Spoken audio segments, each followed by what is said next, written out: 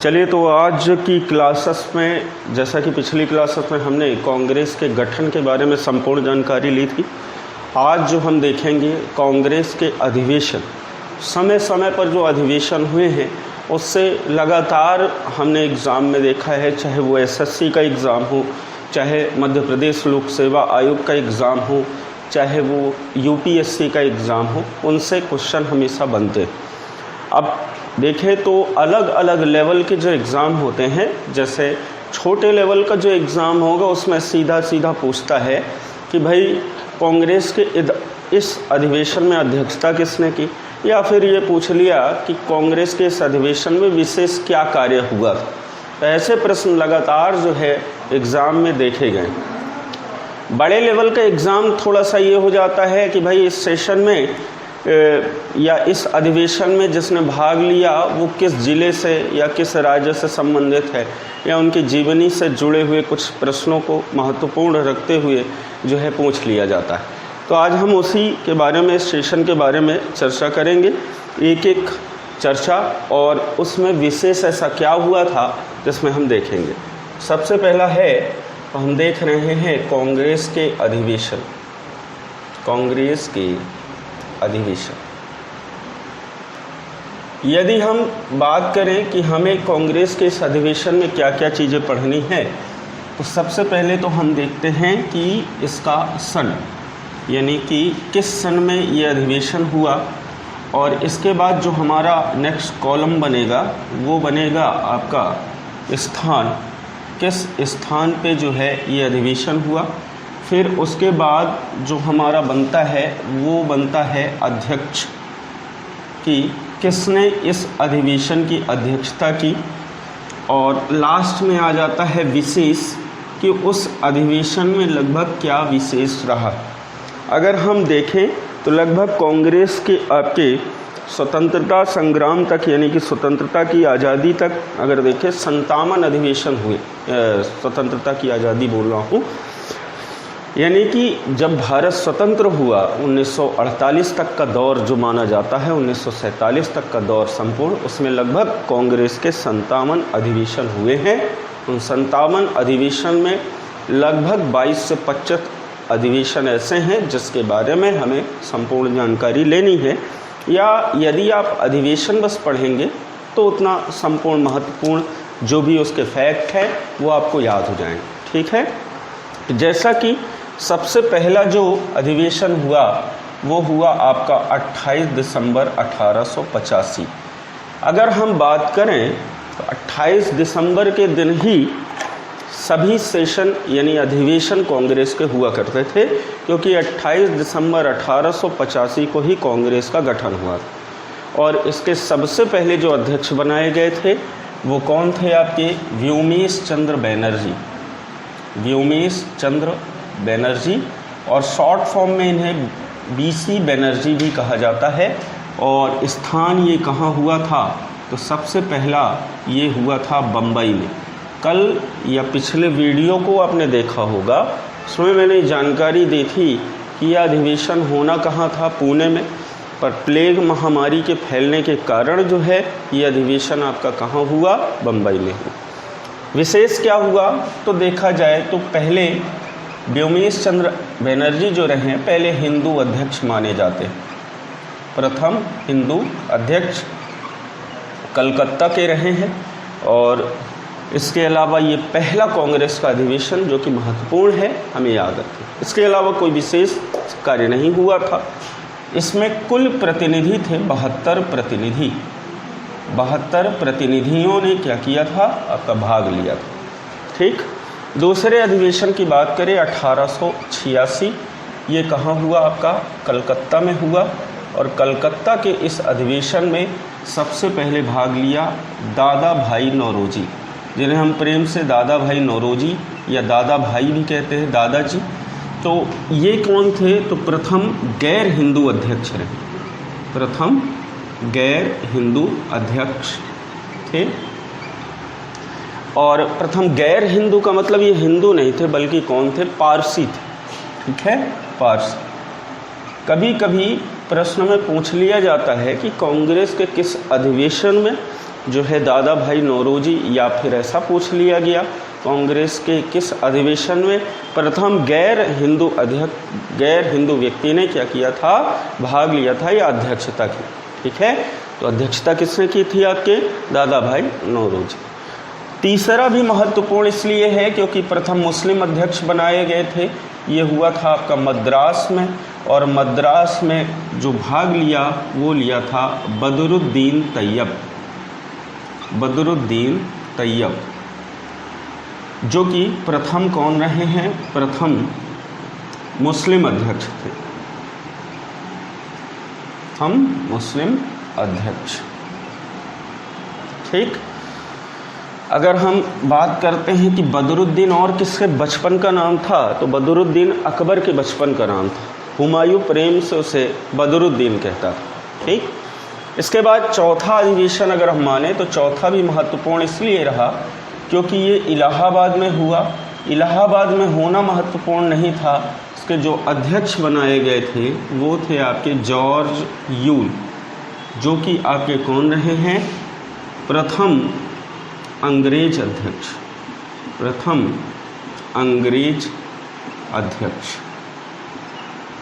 ठीक, पहली बार किसी अंग्रेज ने अध्यक्षता की कांग्रेस में, कब की, सन 1888 में इलाहाबाद में जॉर्ज यूल जिनका नाम था, और ये प्रथम अंग्रेज अध्यक्ष रहे।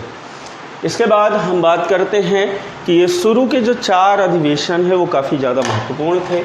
इसके बाद जो अगला अधिवेशन हमको पढ़ना है वो सीधे पढ़ना है कहाँ पे, 1896 का अधिवेशन, और ये हुआ था आपका कलकत्ता में।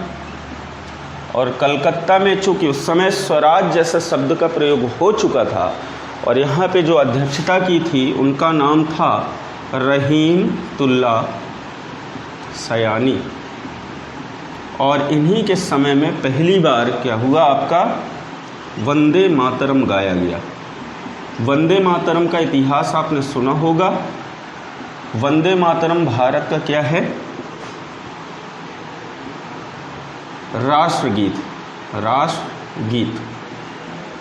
जैसे 24 जनवरी 1950 के दिन पहली बार राष्ट्रगीत का दर्जा प्राप्त हुआ, और ये कब हुआ था, आपका 1896 में पहली बार गाया गया। बंकिम चंद्र चटर्जी या बंकिम चंद्र चट्टोपाध्याय ने एक पुस्तक लिखी आनंद मठ। उस आनंद मठ में कहा जाता है कि आनंद मठ में यही राष्ट्रगीत आनंद मठ पुस्तक से लिया गया। ठीक है, और सबसे पहले क्या गाया जाता है, आपका राष्ट्रगीत, देन उसके बाद राष्ट्रगान गाया जाता है, उसके बारे में भी हम पढ़ेंगे। इसके बाद सीधे हम जंप करेंगे किसमें, 1905 के अधिवेशन में। 1905 का जो अधिवेशन आपका हुआ उसमें जो अध्यक्षता की वो किसने की, गोपाल कृष्ण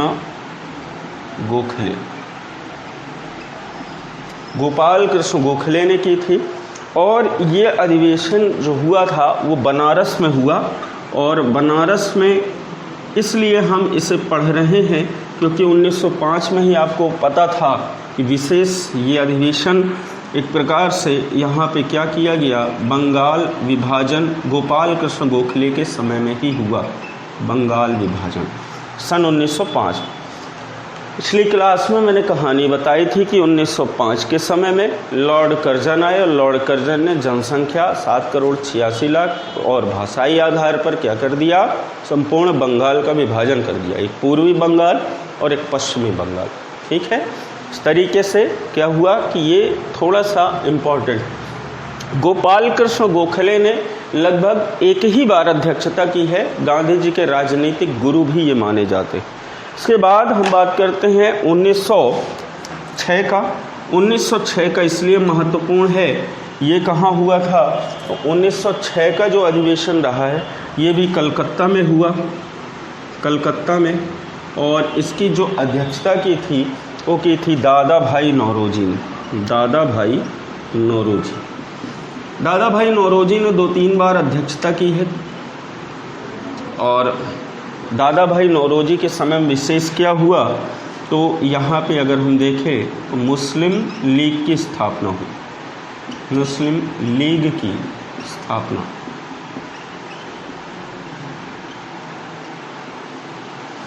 देखिए, विशेष प्रभाव यहाँ पे ये था कि जिस समय 1905 में कांग्रेस के समय में बंगाल का विभाजन हुआ, उस समय कांग्रेस ही एक राजनीतिक संस्था रही। कांग्रेस उस समय हिंदुओं का और मुस्लिमों का सभी का प्रतिनिधित्व कर रही थी, लेकिन अंग्रेज़ों ने एक रणनीति अपनाई कि अगर यदि हम इनके बीच में फूट डाल दें तो क्या होगा कि आपस में लड़ेंगे और अपने अधिकारों की मांग हम तक नहीं पहुंचाएंगे। तो इसी वजह से उन्होंने बंगाल में बांग्लादेश जो वर्तमान का ढाका के नवाब सलीमुल्लाह खां को बुलाया और कहा कि कांग्रेस हिंदुओं की मांग कर रही है, हम चाहते कि आप मुस्लिमों की जो भी मांगे हैं वो प्रतिवेदन के रूप में आप हमें दें और हम क्या करें, आपकी मांगों को पूरा करें। तो जब सलीमुल्लाह खां ने कहा कि भाई ठीक है, हम प्रतिवेदन के रूप में आपको देंगे जो भी हमारी मांगे हैं, उन्होंने कहा नहीं, आपकी एक राजनीतिक संस्था होनी चाहिए जिसके माध्यम से हम आपके प्रतिवेदन को स्वीकारें। तो 30 दिसंबर 1906 को मुस्लिम लीग की स्थापना सलीमुल्लाह खां द्वारा की गई, जो कि ढाका के नवाब थे। और इसी आधार पर क्या होता है कि ये एक अधिवेशन रहा है जो महत्वपूर्ण था। अब हम यही कहें कि इसका बड़ा तेज़ी से विरोध हुआ। विरोध ऐसा हुआ कि जितने भी लोग थे इसमें, क्योंकि अगले ही आने वाले कांग्रेस के अधिवेशन में ये हुआ कि कांग्रेस नरम दल और गरम दल में विभाजित हो गया। उसका रीज़न ये था कि जो नरमपंथी नेता थे वो अपने हिसाब से अहिंसावादी मार्ग से क्या चलाना चाहते थे, कांग्रेस को। गरमपंथी नेता ये थे कि भाई हम अपने हिसाब से चलाएंगे, उग्रवादी होकर के जो है हम इस अधिवेशन यानी कि कांग्रेस को अपनी तरीके से तौर तरीके से चलाएंगे, जिससे क्या है कि सभी लोग शांत हो जाएं, अंग्रेज़ों के प्रति विरोध करेंगे। तो 1907 का सबसे महत्वपूर्ण माना जाता है, ये हुआ था आपका सूरत में, और इसकी जो अध्यक्षता की थी वो की थी रास बिहारी घोष। रास बिहारी घोष। और यहाँ पे कहते हैं कि कांग्रेस का नरम दल और गरम दल में विभाजन हुआ। गरम दल में विभाजन, कांग्रेस नरम दल और गरम दल में विभाजित हो गई। और पहली बार ऐसा हुआ कि अंग्रेज़ों की एक रणनीति काम आई, फूट डालो और शासन करो। इसका चाहे तो आप स्क्रीनशॉट ले लीजिए, क्योंकि मैं अब इसके ऊपर यहाँ से मिटा करके वापस से लिखूँगा।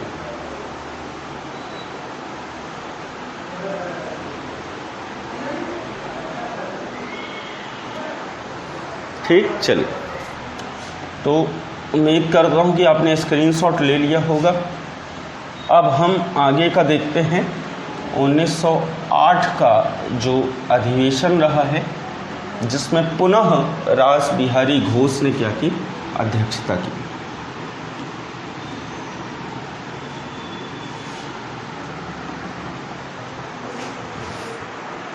ठीक है।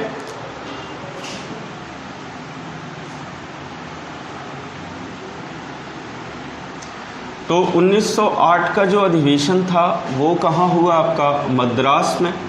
और मद्रास में रास बिहारी घोष ने जो है पुनः अध्यक्षता की।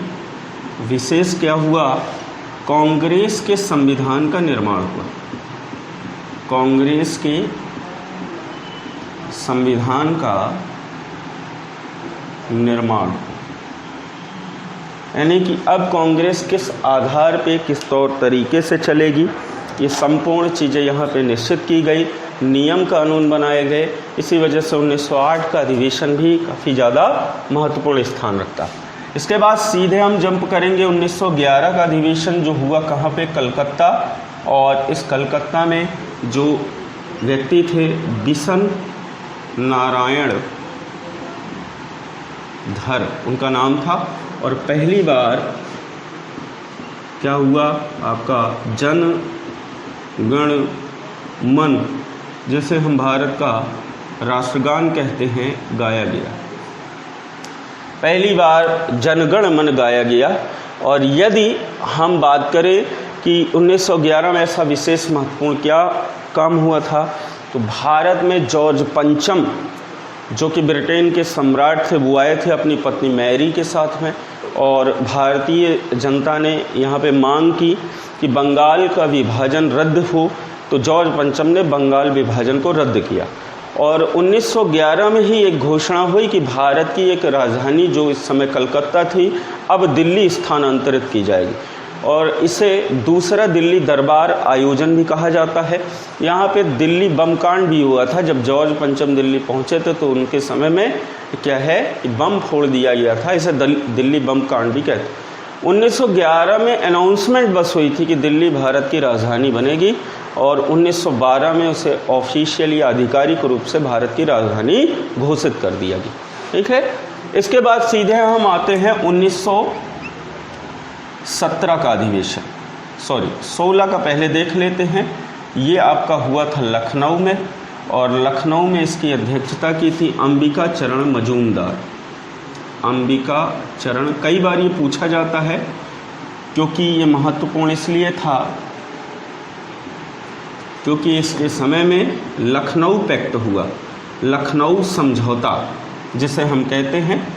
लखनऊ समझौता था क्या, तो जो नरम दल और गरम दल थे वो पुनः एक हो गए कांग्रेस में, और दूसरा मुस्लिम लीग और कांग्रेस के बीच के समझौते को ही हम क्या कहते हैं, लखनऊ समझौता। 28 दिसंबर 1916 को हुआ, तो लखनऊ समझौता के नाम से जाना जाता है। इसके बाद आगे बात करें 1917, ये भी हुआ कहाँ पे, आपका कलकत्ता में, और कलकत्ता में इसमें अध्यक्षता की एनी बेसेंट, आयरलैंड की एक महिला थी एनी बेसेंट, और ये प्रथम महिला कांग्रेस अध्यक्ष।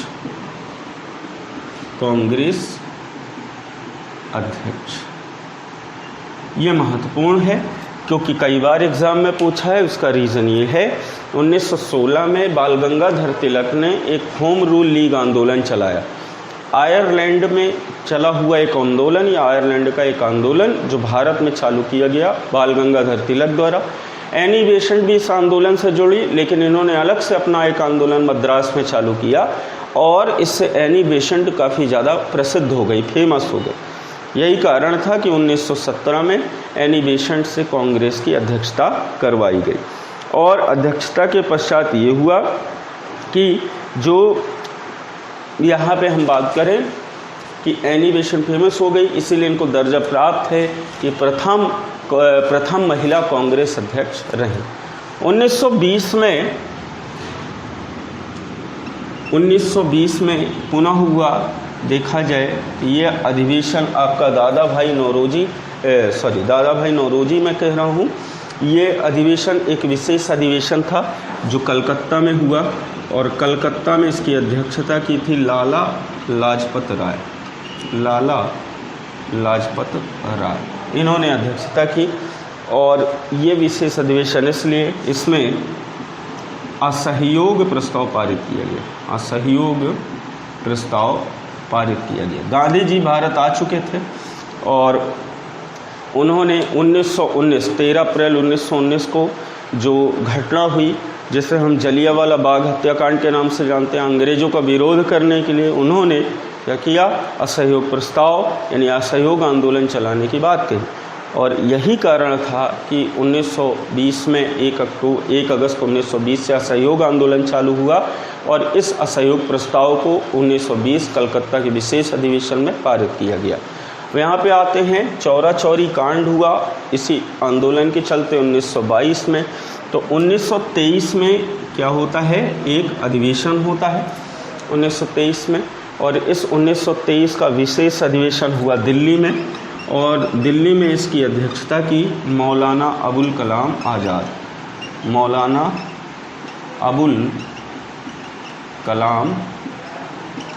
आज़ाद। ध्यान रखिएगा, ये क्वेश्चन पीएससी में भी पूछा गया है। ये विशेष अधिवेशन था, और प्रथम युवा अध्यक्ष ये कितने वर्ष के थे, तो 35 वर्ष की आयु में इन्होंने पहली बार क्या किया, कांग्रेस की अध्यक्षता की। और ये क्वेश्चन आ चुका है आपका पीएससी 2018 में, 2017 वाले पेपर में पूछा गया था, और कई लोगों ने सही भी किया, कई लोगों ने गलत भी किया, तो ये आपको याद रखना है विशेष। 1924 में गांधी जी छूट कर आ गए थे चौरा चौरी कांड, और ये हुआ बेलग्राम में। अब बेलग्राम में जो आंदोलन हुआ जो अधिवेशन हुआ उसमें गांधी जी ने अध्यक्षता की और ये कह सकते हैं कि पहली और आखिरी बार अध्यक्षता की, पहली और आखिरी बार अध्यक्षता। ठीक है, गांधी जी ने कभी राजनीति में अपनी सक्रिय विशेष भूमिका नहीं निभाई, इसीलिए कहा जाता है कि 1924 में पहली बार और आखिरी बार गांधी जी ने कांग्रेस की क्या की, अध्यक्षता की। स्क्रीनशॉट ले लीजिए, मैं इसे मिटा करके अब इसके आगे जो है इसी के आगे जो है लिखूँगा। ठीक है, चल अब हम बात करते हैं इसके आगे की कि कैसे कैसे अधिवेशन हुए। अब ज़्यादा बचे नहीं हैं, तो 4-10 अधिवेशन और बचे हुए हैं, उनको आप अच्छे से नोट कर लीजिएगा। 1925 का जो अधिवेशन हुआ वो महत्वपूर्ण स्थान इसलिए रखता है क्योंकि कानपुर में हुआ और पहली बार किसी भारतीय महिला ने क्या किया, अध्यक्षता की। ये हुआ आपका कानपुर में, और कानपुर में जो किया सरोजिनी नायडू, नाम सुना होगा, सरोजिनी नायडू, और प्रथम भारतीय महिला अध्यक्ष, भारतीय महिला अध्यक्ष। ठीक, इसके बाद हम आ जाएंगे सीधे 1929 में। ये कहाँ हुआ आपका, 1929 में लाहौर में हुआ, और इस लाहौर के अधिवेशन को सबसे महत्वपूर्ण माना जाता है, इसलिए लाहौर। और पहली बार जो अध्यक्षता की इसमें जवाहरलाल नेहरू, जवाहरलाल नेहरू, हम यही बताएं, जवाहरलाल नेहरू पूर्ण स्वराज की मांग की गई, पूर्ण स्वराज की मांग की गई, और इसी पूर्ण स्वराज के चलते ठीक एक महीने बाद, चूँकि दिसंबर में अधिवेशन होते थे, 26 जनवरी 1930 को पहला स्वाधीनता दिवस हमारा मनाया गया था। मैंने बताया था पिछली क्लास में कि इसी डेट को याद रखने के लिए भारत का संविधान 26 जनवरी 1950 को लागू हुआ था। ठीक है, लाहौर में रावी नदी के किनारे जो है तिरंगा झंडा फहराया गया था, ऐसा कहते हैं। जवाहरलाल नेहरू ने पूर्ण स्वराज की मांग की गई।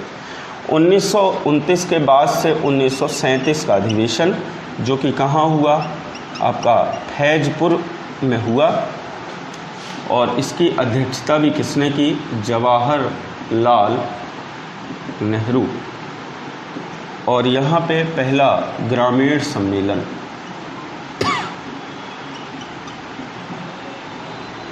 अधिवेशन या सम्मेलन हम कह सकते हैं, पहली बार गांव में एक आयोजित अधिवेशन, फैजपुर यूपी में पड़ता है आपका, वहाँ पे किया गया।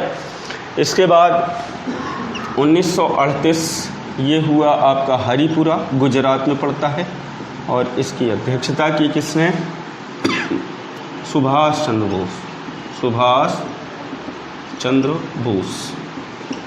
ठीक, विशेष कोई ऐसा नहीं था, ये लगातार 2 बार अध्यक्षता इन्होंने की।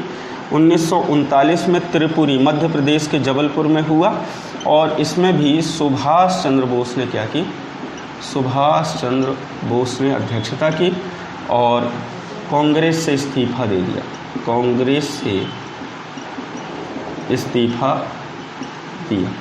इसका रीज़न ये था कि त्रिपुरी में जब सम्मेलन हुआ तो त्रिपुरी में एक व्यक्ति अध्यक्षता के लिए और खड़े थे, उनका नाम था पट्टाभी सीतारमैया, जो कि मध्य प्रदेश के प्रथम राज्यपाल थे। दोनों के बीच में चुनाव हुआ, युवा लहर में सुभाष चंद्र बोस जीत गए। अब यहाँ पे गांधी जी के मित्र थे पट्टाभी सीतारमैया। गांधी जी ने कहा ये पट्टाभी सीतारमैया की हार नहीं बल्कि मेरी स्वयं की हार है। सुभाष चंद्र बोस इस बात से नाराज़ हो गए और इसी वजह से उन्होंने क्या किया, कांग्रेस से इस्तीफा दे दिया कि अब मुझे कांग्रेस से नहीं जुड़ना, अपना अलग से मैं कुछ चलाऊंगा। बाद में उन्होंने हालांकि फॉरवर्ड ब्लॉक का गठन कर लिया था और आज़ाद हिंद फौज 1942 में जो है इन्हीं के नेतृत्व में गठित की गई थी। तो इस तरीके से ये सुभाष चंद्र बोस का 2 अधिवेशन काफ़ी महत्वपूर्ण रहा। इसके बाद 1940 में जो अधिवेशन हुआ वो हुआ आपका रामगढ़ में, और इसमें भी कौन थे आपके, मौलाना अबुल कलाम आज़ाद, अबुल कलाम आज़ाद। ठीक, और यहाँ भी क्या हुआ, सबसे लंबे समय तक ये बने रहे, सबसे लंबे समय तक अध्यक्ष। कैसे? 1940 में कांग्रेस ने मंत्रिमंडल से इस्तीफा दे दिया। 1940 से लेकर 1946 तक किसी भी प्रकार का कोई अधिवेशन नहीं हुआ, तो तब तक अध्यक्ष कौन बने रह गए? आपके अबुल कलाम आज़ाद बने रह गए, इसीलिए इनको सबसे लंबे समय तक अध्यक्ष बनने का दर्जा प्राप्त है। अब चूँकि अगला जो 1940 के बाद जो अधिवेशन हुआ वो हुआ आपका 1946 में, और 1946 में जो अधिवेशन हुआ वो आपका हुआ मेरठ में, और मेरठ में बने जे.बी. कृपलानी, जे.बी. कृपलानी। इसके बाद यहाँ पे स्वतंत्रता के समय अध्यक्ष,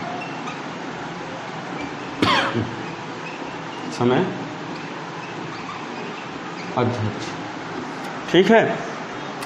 कैसे? 28 दिसंबर को होता था अधिवेशन 1946 में कि 28 दिसंबर 1947 को होगा, भारत आज़ाद हो गया 15 अगस्त 1947 को। तो इस तरीके से क्या हुआ, जे.बी. कृपलानी स्वतंत्र भारत के समय में अध्यक्ष रहे। इसके बाद 1947 का जो 1948 का जयपुर में हुआ अधिवेशन, 48 में जो आखिरी अधिवेशन था वो हुआ आपका जयपुर में, और इसमें बन गए पट्टाभी सीतारमैया,